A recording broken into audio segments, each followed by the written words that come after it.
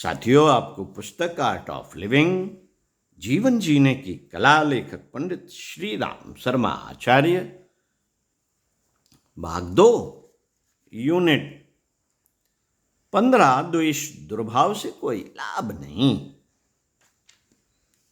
इसी पुस्तक से विषय गलतफहमी के फलस्वरूप द्वेष। आइए सुनते हैं।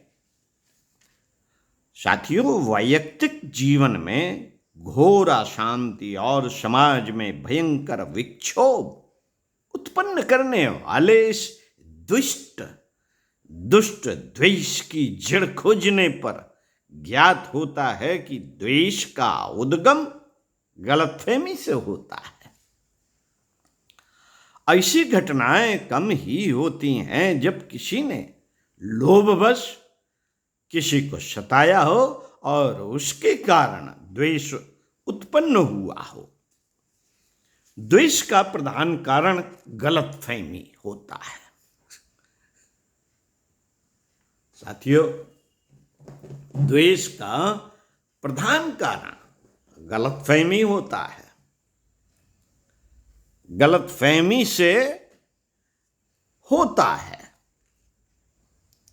ऐसी घटनाएं कम ही होती हैं जब किसी ने लोभवश किसी को सताया हो और उसके कारण द्वेष उत्पन्न हुआ हो।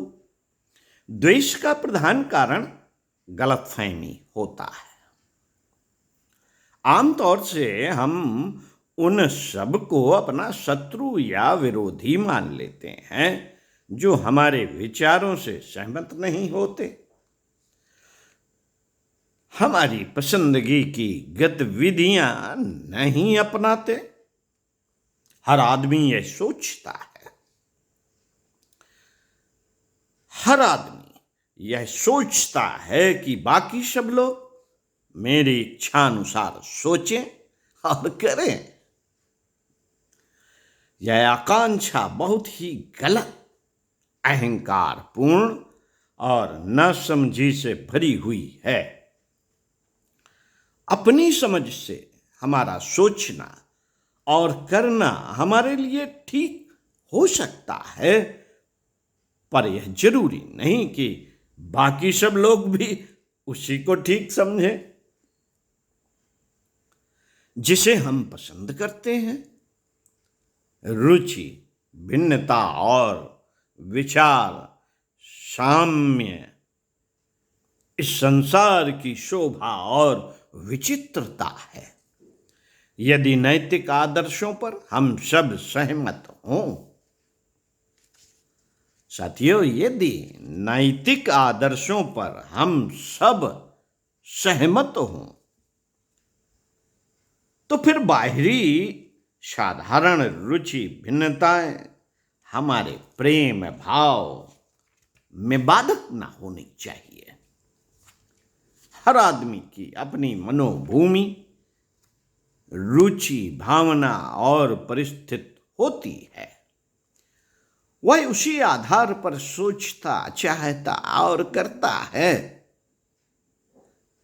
मित्रों, हमें इतनी उदारता रखनी ही चाहिए। हमें इतनी उदारता रखनी ही चाहिए कि यदि हम दूसरों की भावनाओं का आदर न कर सकें तो कम से कम उसे सहन तो कर ही ले। असहिष्णुता मनुष्य का एक नैतिक दुर्गुण है। असहिष्णुता मनुष्य का एक नैतिक दुर्गुण है, जिसमें अहंकार की गंध आती है। इतना दुस्साहस तो परमात्मा भी नहीं करता। अपने शास्त्रों के द्वारा अपनी रुचि और इच्छा उसने अपने शास्त्रों के द्वारा उसने अपने न कह के उसने शास्त्रों के द्वारा अपनी रुचि और इच्छा प्रकट कर दी है कि इस प्रकार का आचरण हमें करना चाहिए। इतने पर भी जो उसकी आज्ञा की अवहेलना करते हैं उन्हें वह सहन करता है, सहन करता है, तत्काल ही उन पर आग बबूला नहीं होता, वरन सौम्य और शांत विधि व्यवस्था से इन अवज्ञाकारियों के सुधार का कार्य धैर्यपूर्वक करता रहता है। हम ईश्वर से भी बड़े बने। मित्रों, हम ईश्वर से भी बड़े बने और हर किसी को अपनी मर्जी का बनाना और चलाना चाहें तो यह मूर्खता भरी बात ही होगी। चिंतन मनन